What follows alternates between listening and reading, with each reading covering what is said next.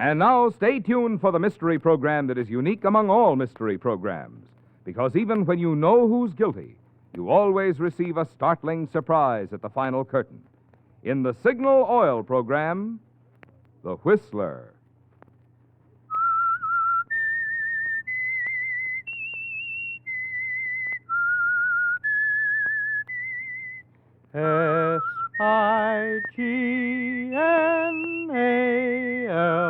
Signal. Signal gasoline. Signal, the famous Go Farther gasoline, invites you to sit back and enjoy another strange story by The Whistler. For extra driving pleasure, the signal to look for is the yellow and black circle sign that identifies Signal service stations from Canada to Mexico. And for Sunday evening listening pleasure, the signal to listen for is this whistle that identifies the Signal Oil program, The Whistler.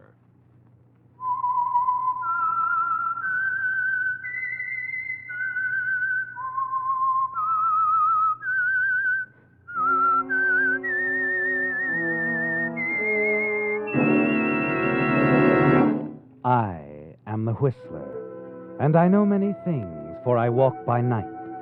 I know many strange tales hidden in the hearts of men and women who have stepped into the shadows. Yes, I know the nameless terrors of which they dare not speak. And now for the Signal Oil Company, The Whistler's strange story, Escape to Skull Island.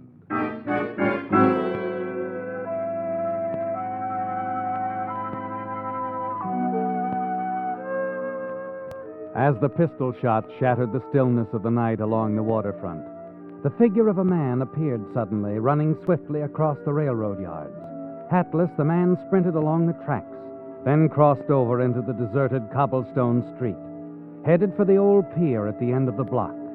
Soon the area became alive with voices, the wail of police sirens, the screeching of brakes. As the shouts came closer, the man, running and stumbling, reached the docks, ran at top speed to the end of the wharf. Then he stopped, looked around frantically. Quickly, he stepped on a rickety wooden ladder and started down. Then he swung himself under the old wharf and clung to a crossbeam with bleeding hands. All right, boys, all right, spread out. He's got to be around here somewhere. Oh, Fred, Jim, take the other side of the pier. Hey, I can't. Hey, Schofield. Hey, you and Harris. Try the warehouse. All right, the rest of you, this way. Okay. You sure this guy is Steve Hencher, Lieutenant? I'm positive. I've seen Steve Hencher too many times not to recognize him in that bar back there. Uh-huh. Well, after the radio alarm came in, we had this area covered in a matter of minutes. He won't get away. All right, come on. Let's move on up ahead. As the footsteps and the voices fade away, you know there's only one thing you can do, don't you, Steve? You let go and drop into the icy waters below.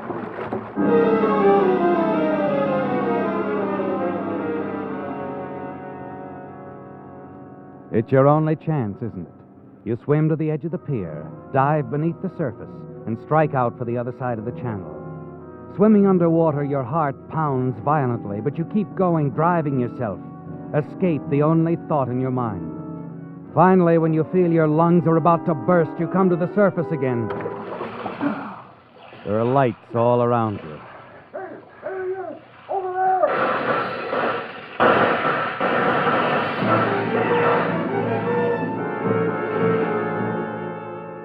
You quickly go back under, and then you surface again. You notice an old freighter has moved in between you and the police in the docks. Gives you time to swim away. Yes, far enough away to lose the police lights. But your arms are lead weights and your legs stiff from the cold. And you know you'll never reach the other side of the channel. Desperately, you struggle to keep afloat. But gradually, your strength leaves you, and there's a strange whirling sound in your ears. And you feel yourself spinning, sinking deeper and deeper into a warm, velvet fog.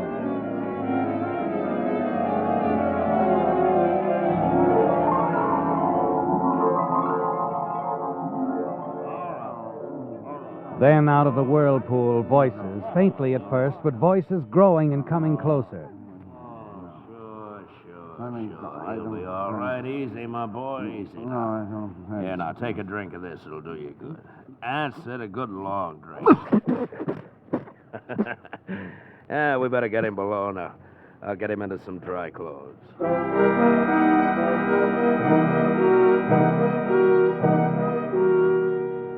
You don't remember a thing after that, do you, Steve? Only darkness again and warmth spreading through you, and the strength returning to your arms and legs. Then suddenly you're awake again. It's morning. The sun is streaming in through the open porthole, and you feel the motion of the boat under you. You're in a small cabin, but you're not alone. Hello there. Feeling better this morning? Yeah, I guess so. Nothing like a good night's rest. You've been asleep for hours. Feels like years. I gave you one of my sleeping powders. That stuff that tasted like firewater? Oh, no. That would be George's special kind of brandy. He consumes it by the gallon. George? My husband, George Gromek. Huh. He fished you out of the channel last night. My name's Melody. You were pretty far gone. Good thing we happened to come along when we did. Where are we? Approximately 3 miles off the coast of Lower California. We're on a business trip. That's why we couldn't turn back last night after we picked you up. You don't mind. What's our destination? A little island about 3 hours from here. Skull Island. Sounds real cozy. What's there? Ever hear of the Gromek Salvage Company? No, of course not. Well, George just finished a job there. He's just going down to wind things up. I see. The trip will do you good. Take your mind off your troubles. You do have troubles. Who hasn't? Yours must be king size. Mine don't drive me to suicide. Suicide? Last night, remember? Or were you practicing for the English Channel? Well. Good morning. Yeah, feeling better, are we, my boy? Why, yeah, I guess so. Good. I brought along my brandy bottle. Thought you might like a little nip, huh? George. My dear, I'm only thinking of our guest. One little nip certainly would. No, thanks. Oh, well, suit yourself. Melody, how about a little breakfast, huh? I'm famished, and I'm certain our guest, Mr. By the way, what was your name? Slauson. Fred Slauson. Slauson. Something funny? No, not at all. Just thinking about a crazy idea I had last night that you might be a guy called Steve Hensher. Why? Well, a little while after I picked you up out of the drink, a police launch stopped us. They were looking for an escaped con, broke out of Folsom 2 weeks ago. Wanted to know if I'd seen him. The description fitted you like a glove. But I told him I hadn't seen anybody. Oh, come on, George. You'd better take the wheel. I'll fix breakfast. All right, sweetheart. Well, take it easy, my boy. If you need anything, why, feel free to let us know. Thanks. Melody and I, we're mighty glad to have you aboard, Mr. Slauson. Yes, sir, Mr. Slauson, mighty glad.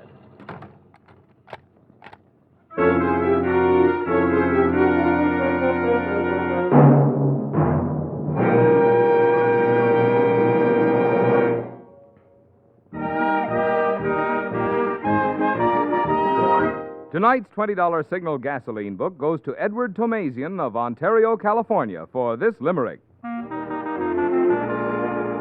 There was a young man from Montrose who couldn't put thoughts into prose. Signal gas, murmured he, means go farther to me. Where it flows, mileage grows, goodness knows. Signal gasoline. Your car will go far, will go for the gasoline. Our congratulations to Ed Tomazian for his clever way of describing the good mileage you enjoy with Signal, the famous Go Farther gasoline. Too bad a limerick isn't long enough to include all the benefits you notice when you switch to Signal. I mean Signal's quick cold weather starting, Signal's peppy pickup, Signal's smooth responsive power. For it's a fact, mileage and performance go hand in hand. To enjoy both, next time treat your car to the gasoline that's packed with go. Fill up with Signal and go farther.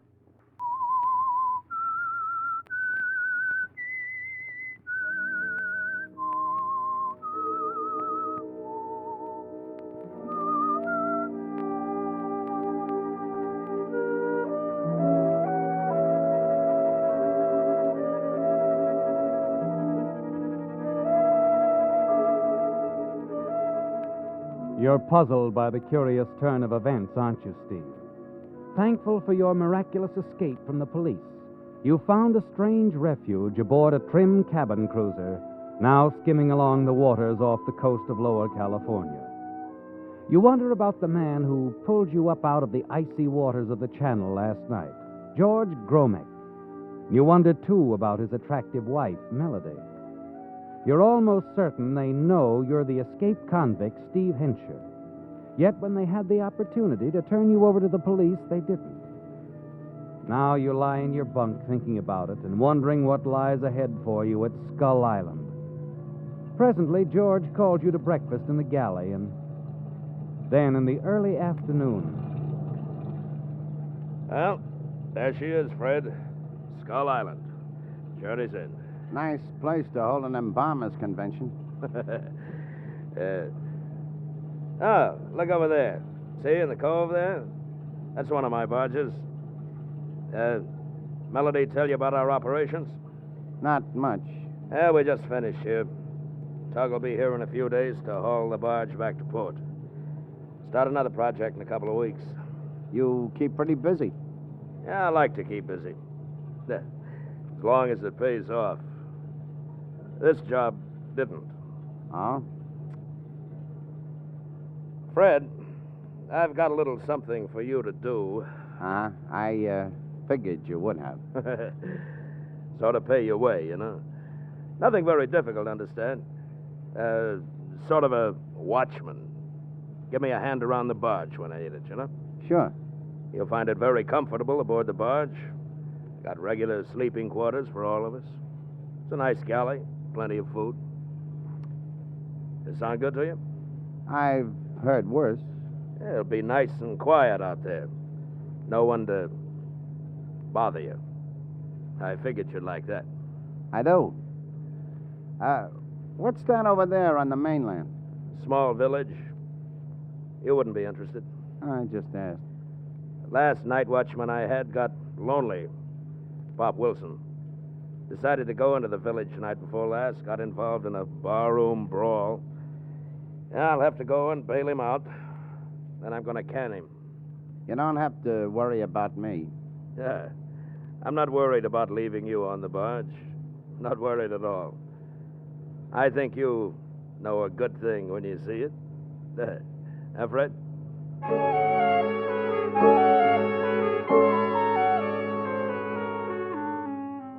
He knows, doesn't he, Steve? You're certain of it. He called you Fred, but you're certain he knows you're Steve Hensher, and there must be a reason. A very good reason why he's offering you this perfect hideout. And you expect to find out soon what that reason is. Then as the cruiser pulls in alongside the barge, you climb aboard. There you are, Fred. Make yourself at home. Thanks. We're going over to the mainland now. Take care of the Pop Wilson business. Okay. We'll be back before nightfall. Now, don't go away. Come on, Melody, let's shove off. You watch the small cruiser pull out, head across the channel to the mainland. Then you turn and begin your inspection of the barge. Finally, you wander into the galley and make yourself some coffee. Your nervousness grows as the afternoon wears on. Then you hear someone walking the deck outside. Instantly, you're on your feet. Cautiously, you step out on deck. See a short, gray-haired man standing at the edge of the barge. He's standing near the winch, looking down at some diving equipment. Hey! What are you doing here? What? Oh, who are you? Never mind. Answer my question. Well, after Mr. Gromek fired me, I just rode out to pick up some of my stuff. Ah. You must be Pop Wilson. That's right. You the new man he hired? Yeah. Ever worked for Gromek before? No? Just wondered. Mind if I ask a few now? No, don't mind.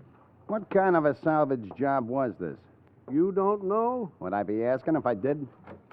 My stuff's in here. Oh, help yourself. Well, what about it? Huh? Oh, the job. Yeah. Well, you ever hear of the Lady Luck? A gambling ship used to operate in these waters. Name's familiar. She was raided one night a couple of years back. The boss, Gino Bravelli, got away in a small boat. Took over 200 grand with him. Oh, yeah? Yeah. But Bravelli really didn't get away. His boat hit the rocks. Went down. So did Gino. And the box of money. Uh-huh. That what Gromek was looking for? Yep. But he didn't find the dough. So he says. You think different. Maybe. Why would Gromek want to hold out? He had backers. They put up the dough for this job. All he furnished was the equipment, the winch, air pump, a diving suit, and his experience. I see. So Gromek was the only diver we had on board. Only guy who ever went below. What do you suppose he's keeping that diving equipment on board for if the job's finished? Yeah. You know, Pop, I'm getting curious. Real curious. It's been gnawing at me for days. I'd like to find out. Is it tough going below? No, been down lots of times myself. But not on this job. Could I handle the works on deck while you went down for a look? Sure. All you got to do is let me down and pull me up. I'll tell you when over the phone. In the meantime, you keep working that air pump. Let's go.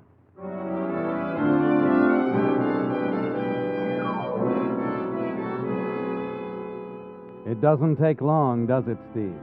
Pop tells you exactly what to do. And once he's in the diving suit, the winch started. You lower him into the choppy waters along the barge. Okay, Pop? Okay, son. Just keep working that air pump. Getting kind of close down here. You spot anything yet? Not a thing. Keep lowering. Hold it. Hold it.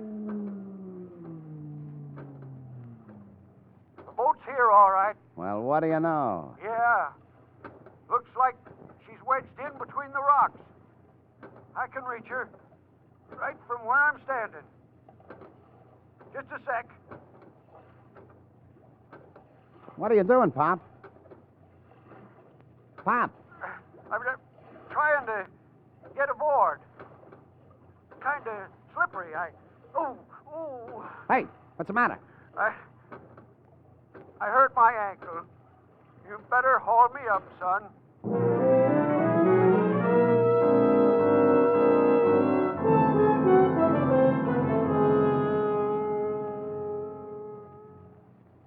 Sure you're okay? Yeah, I'll be all right. So Gromek is lying. The boat is there, huh? It sure is. How'd you like to split that 200 grand, Pop? Fine, but I can't go down there again. Not with this ankle. Besides, I'm afraid the job calls for a younger man. I wouldn't have the strength. All right. Anything wrong with me trying it? No, I guess not. Only You tell me what to do, and I'll do it. Now, wait a minute. You can't go down there now. Better wait till the sea calms down. Wait, I can't wait. Gromek will be back tonight. Now, look, you're green at this. You never can tell what might happen down there. Better not try it. There's a couple of $100 grand down there, right? Sure, but maybe you'll get yourself killed. Wait a minute. I got an idea. Huh? All right, so we wait. Gromek comes back. Maybe I can handle him after all. What do you mean? Look, did he and his wife ever stay on board the barge here? Sure, all the time we were working. Can you walk okay? Huh? Oh, sure, I can manage. Why? Come on.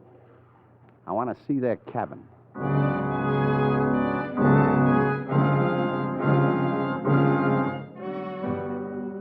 You follow Pop to the cabin, the one occupied by George and Melody Gromek. It doesn't take long to find what you're looking for, what you'd expected to find. A small box containing Melody's sleeping powders. She'd given you some sleeping powders last night, and you played a hunch, figured she'd keep some aboard the barge, too. You send Pop back on deck to keep an eye out for the return of the Gromeks. The moment he's gone, you reach for the half-empty bottle of brandy on the shelf over the top bunk. Gromek's brandy. Pour the sleeping powders into the bottle. Replace it on the shelf. You know exactly what you're going to do now. Exactly what's going to happen, Steve. A few drinks of this brandy will take care of George Gromek. And you smile as you close the cabin door. Fred! What's the matter? They're coming, the Gromax. Okay. Look, I got to get out of here. Too late now. They'll spot you. Where's your boat? Port side. We'll chance it. They may not see it. Can you hide anywhere in this tub? Well, yeah, I guess so. All right, beat it. Stay out of sight. I'll handle them.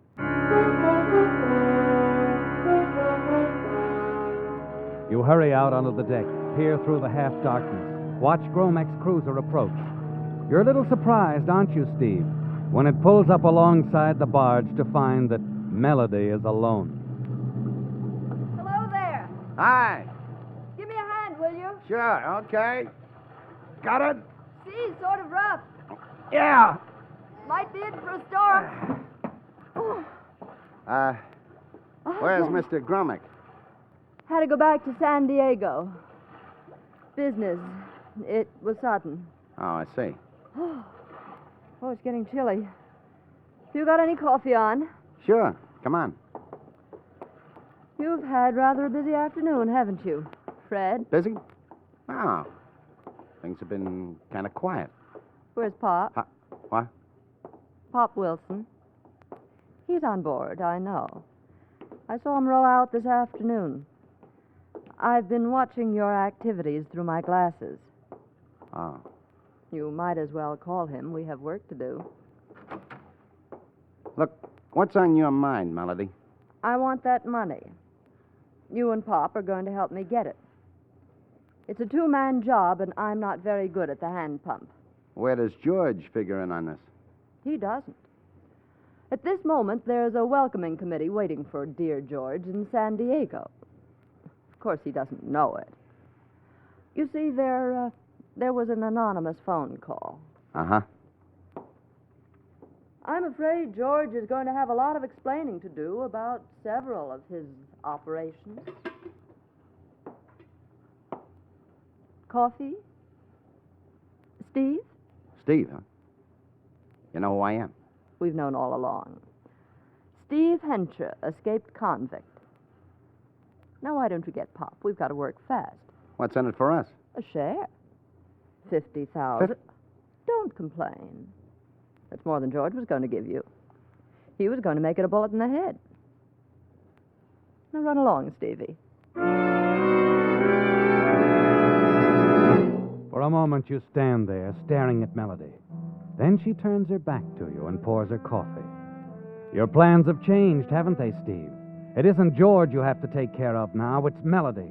Quickly, you step through the door, slam it shut, and lock it. Wait a minute. What are you doing? What is it? Sorry, sweetheart. 50 grand isn't enough. I want the whole 200,000 myself. No split with anybody.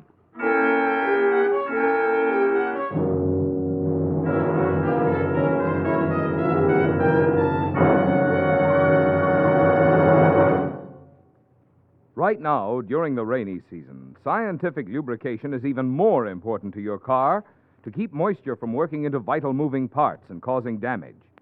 That's why I think you'll be interested in knowing about some of the extras you enjoy when you have your car lubricated at a Signal service station. First of all, Signal dealers don't take any chance on memory when it comes to the many lubrication points on your car.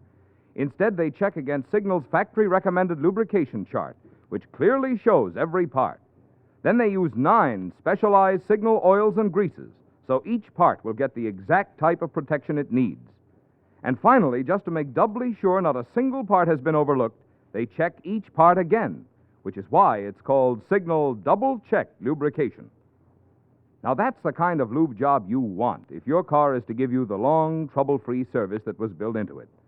And that's the kind of lubrication you get from friendly, independent Signal dealers.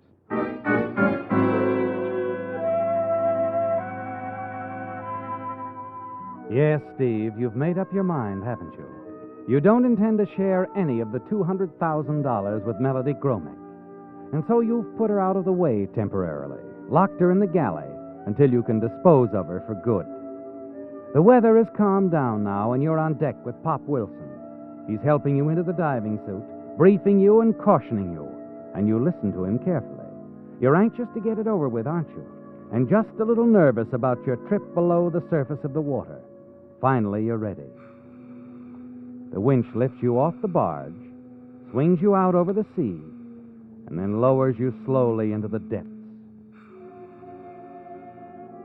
You stare through the little glass port in your helmet, look out at a cold, silent world before you.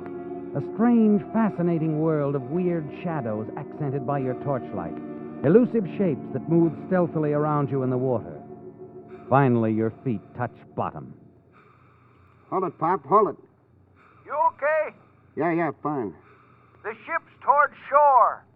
You see it? Just a sec. You turn slowly, move your torch around. Watch the beam of light spear the darkness, and there it is, the battered boat wedged in between the rocks. And you move toward it. Hey, Pop. Pop, Yeah? you slowing down on that air pump? It's getting stuffy down here. Say, what's the matter up there? Something wrong? I don't know. Look, you better get me up. I feel sort of dizzy. Pop, start the winch.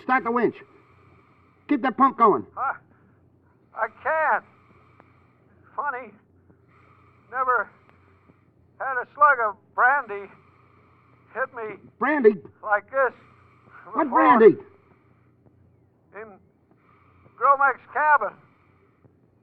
I took a few drinks from that bottle while you and Mrs.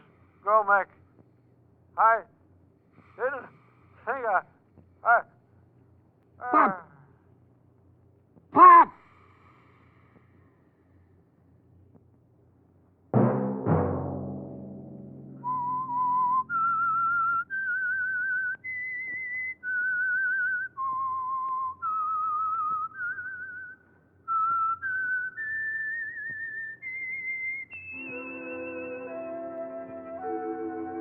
Let that whistle be your signal for the signal oil program, The Whistler, each Sunday night at this same time.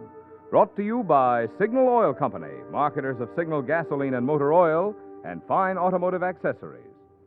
Remember, if you would like the fun of having your friends hear a limerick of yours on The Whistler, the address to which to send it is the Signal Oil Company, Los Angeles 55, California.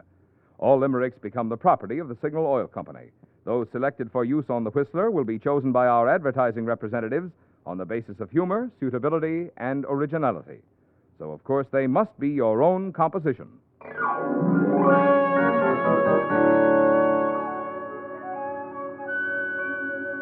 Featured in tonight's story were Ted DeCorsia, Fay Baker, Tom Tully, and William Conrad. The Whistler was produced and directed by George W. Allen, with story by R. Sprague Hall, music by Wilbur Hatch, and was transmitted to our troops overseas by the Armed Forces Radio Service. The Whistler is entirely fictional, and all characters portrayed on The Whistler are also fictional. Any similarity of names or resemblance to persons living or dead is purely coincidental. Remember, at this same time next Sunday, another strange tale by The Whistler.